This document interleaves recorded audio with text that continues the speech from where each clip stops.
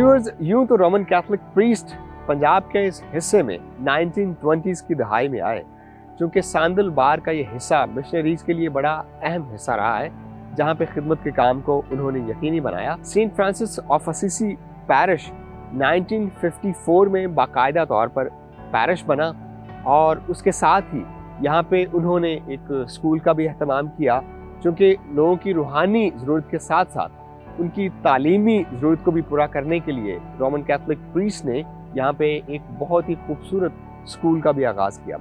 और इसके साथ साथ अगर आप इसकी मौजूदा बिल्डिंग देखें तो इसकी बिल्डिंग जब यहाँ पे पैरिश की बुनियाद रखी गई, इसकी ग्राउंड बहुत ही नाहमवार थी, और यहाँ के लोकल लोगों ने साथ मिलकर इस ज़मीन को हमवार भी किया और चर्च की तामीर में एक नुमायाँ किरदार भी अदा किया।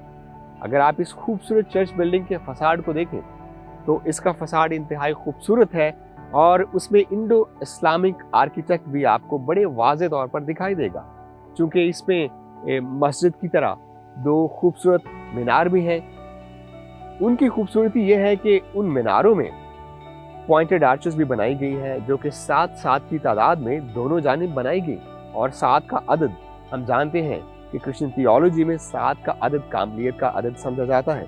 उसके अलावा अगर आप इसके डॉम्स देखें, इनके डॉम्स के टॉप पर एक एम्प्टी क्रॉसेस भी इरेक्ट की गई हैं। उसके अलावा अगर आप इसके फसाड पे देखें, इसके फ्रंटल डोर पे एक पॉइंटेड आर्च भी बनाई गई है, और इसका फसाड आपको यहाँ के लोकल कंस्ट्रक्शन को भी नुमाया तौर पर दिखाएगा। अगर आप इसके एरियल व्यू से इसका जायज़ा लें तो आपको नॉन क्रॉसी फॉर्म में ये चर्च दिखाई देगा, जिसका कि रेक्टेंगुलर इसका फॉर्मेशन है।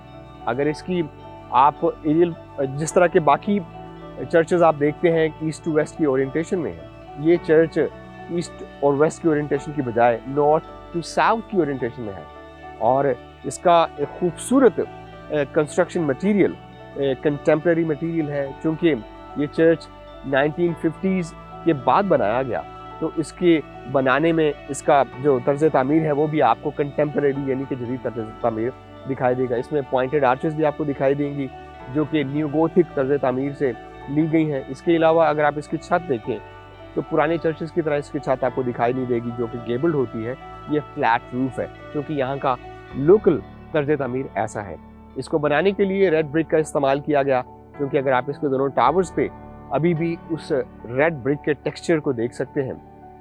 अमूमी तौर पर जब पुराने चर्चेस को बनाया जाता था तो उनके साथ ही भट्टा भी लगाया जाता था, ताकि वो आसानी से उन ब्रिक्स को चर्च की तामीर के लिए प्रोवाइड कर सकें। और अगर आप इसकी साइड्स पे देखें तो आपको पॉइंटेड आर्चेस भी दिखाई देंगी। चर्च का यहाँ पे होना ना सिर्फ लोगों की रूहानी ज़रूरियात को पूरा करता है, बल्कि उनकी जिस्मानी तालीम और तरबियत के ऊपर भी नुमायाँ जोर देता है, जो कि यहाँ के बानी की एक रोया थी, उसका विजन था कि यहाँ के लोकल लोग ना सिर्फ रूहानी तौर पर तरक्की पाएँ, बल्कि मयार तालीम के हवाले से वो फ़नी तौर पर आगे बढ़ें, और ना सिर्फ अपने चर्च में रहकर खिदमत का काम सर अंजाम दें, बल्कि मुल्क और कौम की तरक्की के लिए भी नुमाया किरदार अदा कर सकें।